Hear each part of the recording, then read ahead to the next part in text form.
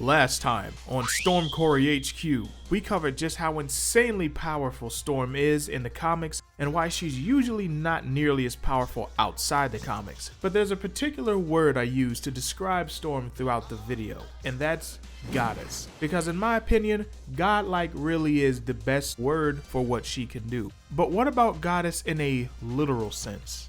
In other words, is Storm an actual goddess? In my opinion, godhood tends to inspire a certain type of behavior from people, whether that godhood is real or perceived. I'm talking about awe and wonder, praise and worship. Things that Storm got a healthy dosing of during her younger years in the lands of Kenya, when she started to tap into her burgeoning mutant abilities to bring much needed rain to the droughted land. In fact, when Professor X asked Storm to join the X-Men, it was in response to one of these wild weather worship sessions, and the reverence of people around her isn't limited to her teenage years. We see on several occasions when she does come to Africa, there's someone around who notices who she is. They often treat her as if she is literal divinity. Put a pin in that, we're coming back to it later. But so far that only puts her in the powerful cult leader category at best. Still not enough to be a full-blown god. And this is where things get kinda complicated in my opinion. One of the issues with this whole god or not a god question comes from what god means in the Marvel universe. Some figures come from another realm with mystical powers that are far beyond human capabilities, but their powers aren't divine in nature. Think Asgardians in the MCU. Keyword MCU. The Asgardians in the comics are a whole different type of divine beast. Then there's also supernatural beings like Ghost Rider or Mephisto, as well as a whole host of cosmic characters who would easily be perceived as gods, but they're not literally divine. And that distinction can change drastically depending on which era of Marvel comics you're reading or who's writing said comics at any given time. So when you consider all these factors, it's not looking too good for the whole Storm is a literal goddess claim. And for most of Storm's existence in the comics, that's how it's been. Goddess is a term that she used to describe herself on occasion, and it's a title that others would ascribe to her, but usually it's not meant to be taken literally from what I've read. At least that was the case until about 7 years ago. 2016 was the year when Storm received a new power, the power of faith. In Black Panther issue 172, this is when we see Storm tap into an ancestral power she has known as the Godhead, whereby the faith of people around her empower her and allow her to tap into a divine energy source, which greatly magnifies what she can do. This power came in clutch because she needed it to defeat Adversary, aka Sefako, the twice risen god. Forgive me if I mispronounced his given name. Her natural powers just weren't cutting it and everyone was on the brink of defeat. And at that moment, Black Panther became a conduit for the people of Wakanda, who had faith in Storm's ability to rise up and defeat this evil god, leading to Storm getting one of several god-level power-ups she's gotten over the past couple years and allowing her to clinch the victory. Now let's talk about this whole godhead power thing because it really is a trip. As previously mentioned, it is a power that is passed down to Storm from her ancestors, and according to Black Panther, it is not a mutation. It is divine in origin. And according to T'Challa, it's this power that puts Storm on the same level or above Adversary. So she's literally powered by faith. Faith that gave her enough power to defeat a literal god. She even has her own goddess name, Hadari Yao, or Walker of Clouds, and is revered by her people as the goddess who preserves the balance of the natural world.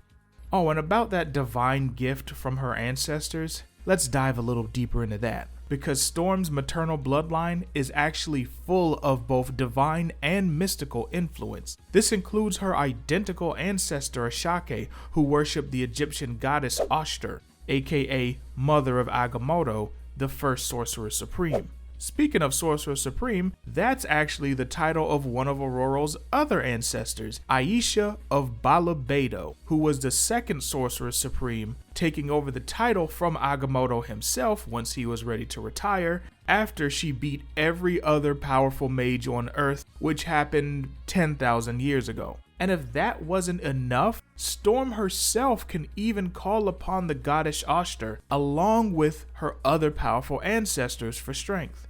So the same goddess who her ancestor worshipped 10,000 years ago is also linked to her now. Oh, and let's not forget the fact that Storm has her own legit Mjolnir, which grants her a divine power-up when in use.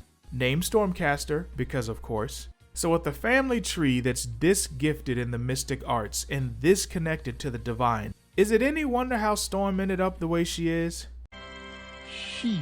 And we're not done yet, because all that was in previous eras of X-Men. See, we're on a whole different era of X-Men now, because in the current era of X-Men, we see Storm rise to an even higher level of literal godhood. So in this version of the X-Men continuity, mutants are essentially immortal, in a sense. Their consciousness is backed up in Cerebro and stored to be supplanted into new bodies once the original mutant dies. So they're less true immortal and more like clones with the same mind, but still practically immortal. One of these deaths and rebirths actually occurs with our good Storm. It happens in her own series or offshoot series called Storm and the Brotherhood of Mutants, which is part of a larger crossover storyline called Sins of Sinister. Without getting too off track, because we're already deep in the weeds of this Hickman House of X verse, Sins of Sinister takes place in a dystopian future created by Mr. Sinister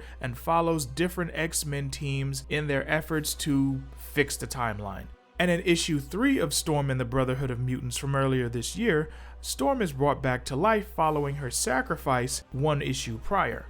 How did she die in the last issue, you ask? She just died after creating a black hole to save the whole universe after receiving a nuclear hyper mega power up from this mutant named Cora, who I may or may not be mispronouncing her name, who is like a living energy reactor. Oh, and that took place 100 years in the future.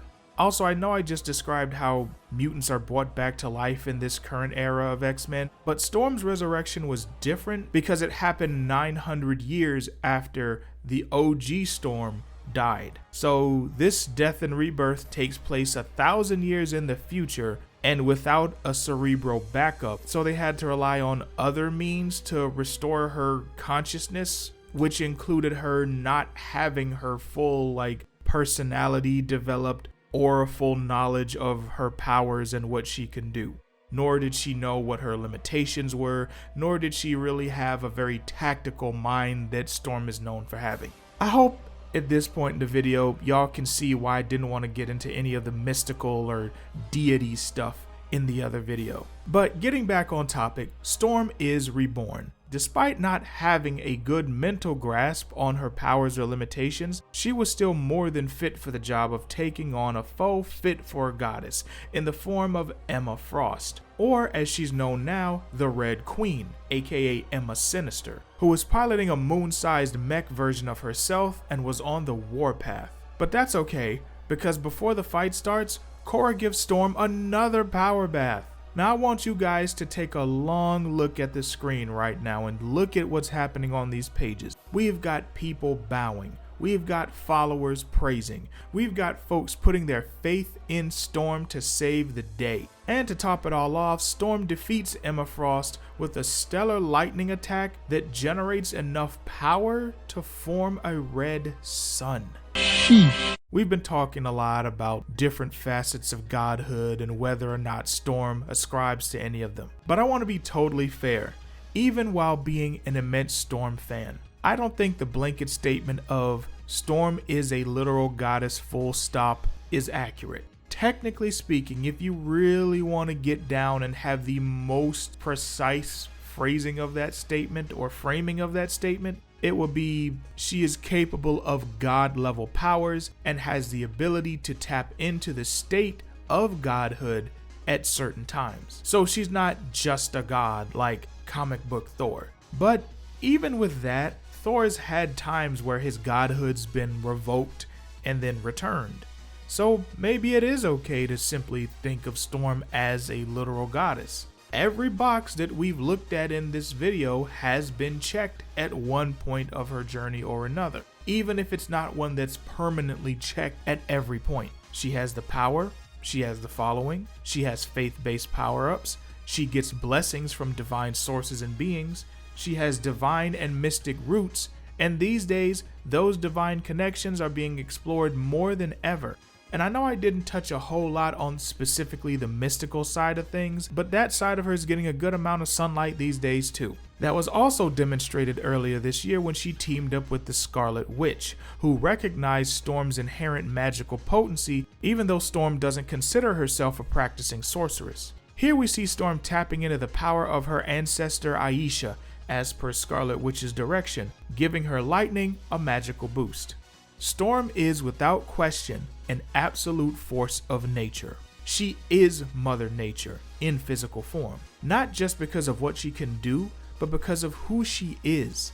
Her intense connection to nature and all living creatures in it, her connection with her ancestors, her love for her friends and allies, and the swiftness and efficiency with which she provides salvation for those in need, her unrelenting fury in battle while maintaining command of the situation and control of herself. All of this and more makes her a goddess to countless people in the Marvel world, and most importantly, to all of us. We as Storm fans know that with her limitless potential, Goddess really is the most fitting title for our Ororo. And if you enjoyed this video, then make sure to subscribe and turn on notifications so that you always know when new content about our Weather Witch waifu drops.